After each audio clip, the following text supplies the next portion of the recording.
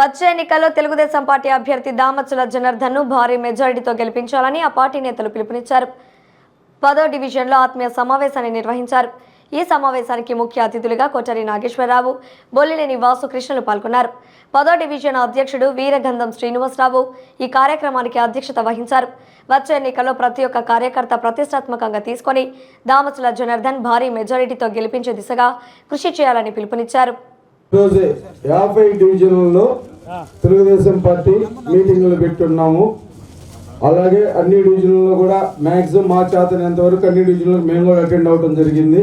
ఈ సభకి ముఖ్య ఉద్దేశంగా పెట్టింది ఏంటంటే, నిన్న జనసేన నాయకులు పవన్ కళ్యాణ్ గారు, మన అధ్యక్షులు చంద్రబాబు నాయుడు గారు సమక్షంలో మన ఒంగోలు తెలుగుదేశం పార్టీ అభ్యర్థిగా, ఉమ్మడి అభ్యర్థిగా దామచల జనార్దన్ గారిని ఎన్నుకోవడం జరిగింది.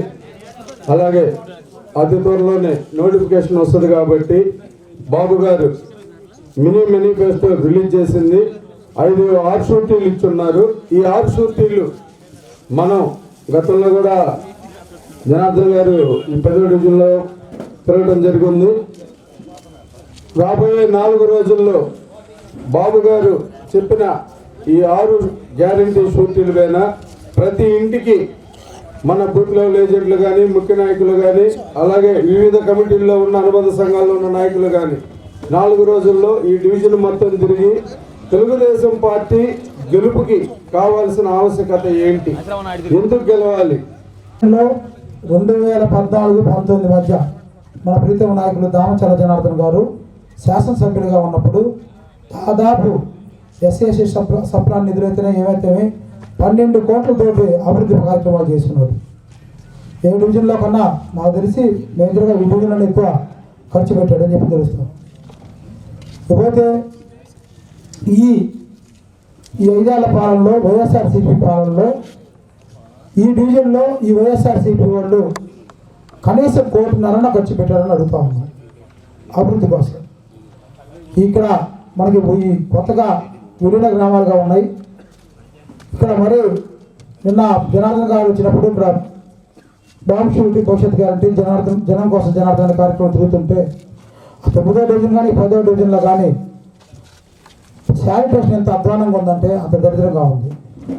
ఇప్పుడు కూడా దాడులు కొడతా ఉన్నాయి, పెద్దవాళ్ళు కూడా మాకు ఇబ్బంది పడుతూ ఉన్నారు. కనీసం వాటి మీద చర్యలు తీసుకోవడం కానీ, ఫాగింగ్ మీద కానీ ఏమీ లేదు. ఏమనంటే ఎదురుదాడి చేస్తూ ఉంటారు. ఎట్లా తయారయ్యారంటే, వాళ్ళు మంది ఎక్కువ ఉన్నాం, మేము కార్పొరేటర్లు ఎక్కువ ఉన్నాం అని చెప్పి నిన్న కౌన్సిల్లో మన ప్రతిపక్ష కార్పొరేటర్ని అసలు బయటికి నెట్టేంత పని చేశారు. అంటే అహంకారం మందున్న కదా అని చెప్పని గుర్తుపెట్టుకోండి.